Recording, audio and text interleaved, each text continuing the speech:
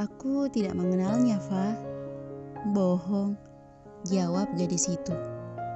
Sejak tadi Rauf selalu mengikutinya. Bahkan di kamar mandi pun dia sempat ingin ikut. Aku mau ke kamar mandi, tapi akan kulakukan apapun sampai kau mempercayaiku. Saat itu kaki Rauf sedikit mengganjal di pintu kamar mandi supaya istrinya itu tidak bisa menutup pintu. Hanya satu sebenarnya yang dia mau, gadis di depannya itu mau mendengarkan penjelasannya. Awalnya Syifa memaksa menutup pintu, tapi setelah beberapa detik kemudian, dia menyadari tenaganya tidak sekuat milik Rauf. Dia segera keluar dan tersenyum.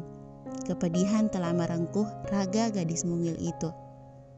Rauf sebenci itukah kepadanya sampai melakukan hal seperti ini? Bukankah yang dia lakukan sangat menyakitkan? Boleh mas, boleh kamu mencintai wanita di luaran sana, tapi jangan adikku, aku mohon. Jika Humairah adalah adikku, bagaimana bisa aku menghentikannya? Aku terlalu menyayanginya, mas. Aku akan melakukan apapun demi kebahagiaannya. Dia adalah adikku satu-satunya.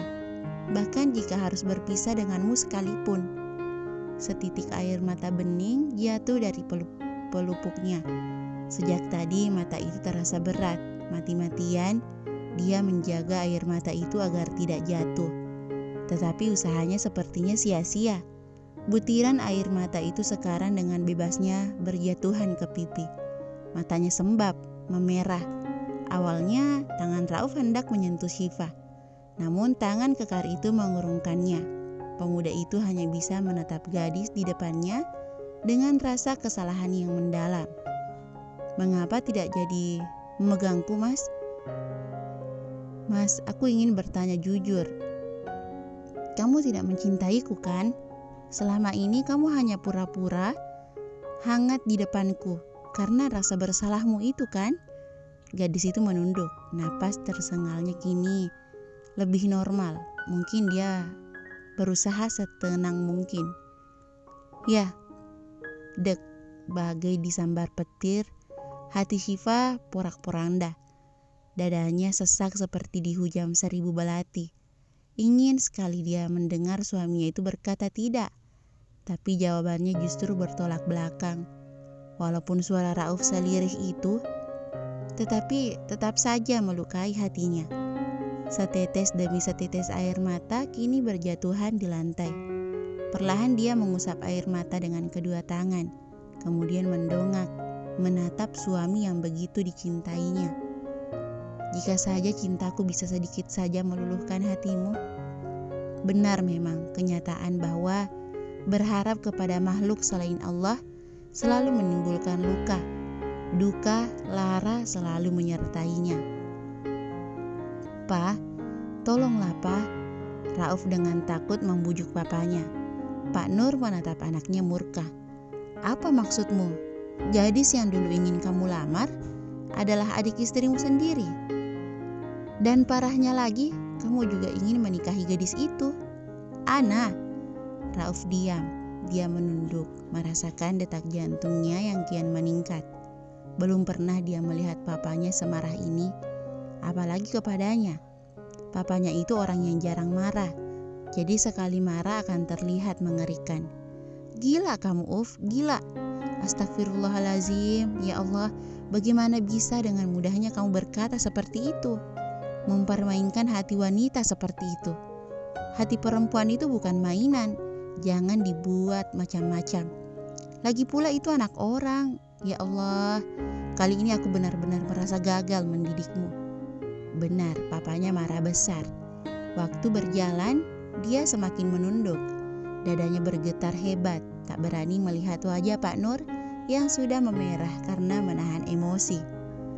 Aku tidak tahu, Pak. Aku tidak tahu kalau Ana adalah gadis yang tempo lalu hendak kulamar.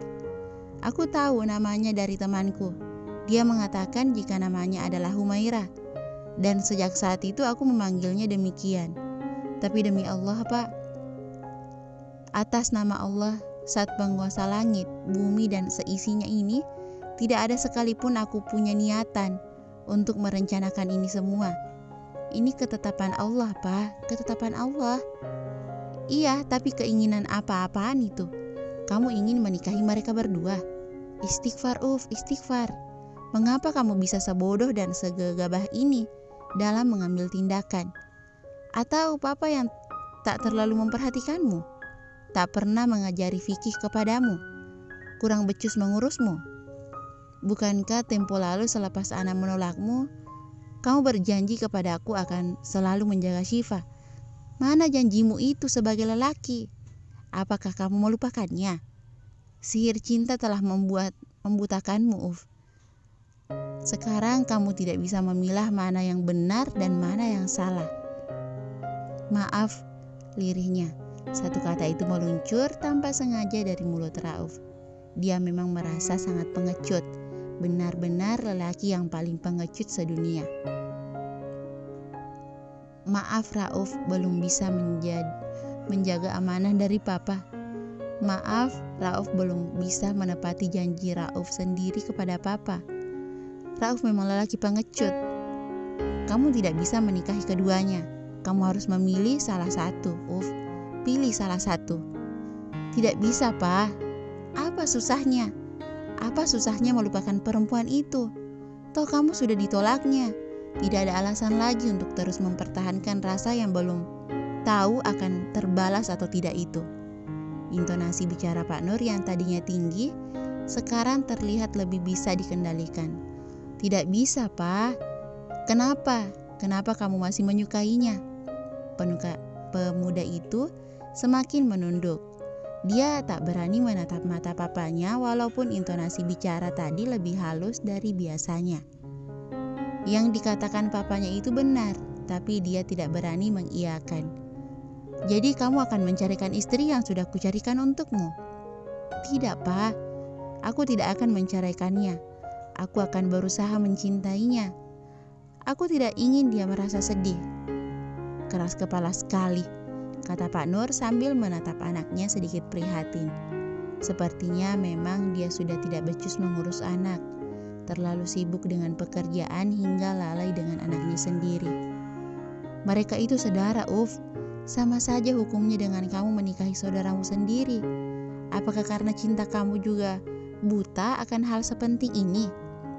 Maaf, Pak, tapi belum sempat Rauf berucap, tiba-tiba pintu ruang kerja Pak Nur diketuk seseorang. Setelah menyuruh masuk, terlihatlah orang di balik pintu coklat kukuh itu. Maaf, Pak, menyela. Tadi Syifa tidak sengaja lewat sini dan mendengar pembicaraan tadi. Maaf sekali Syifa lancang, tapi jika harus begitu, saya siap ditalak Mas Rauf jika itu akan membahagiakannya, katanya sembari tersenyum. Mereka berdua tertegun, entah sampai mana gadis itu menyimak pembicaraannya. Bersambung.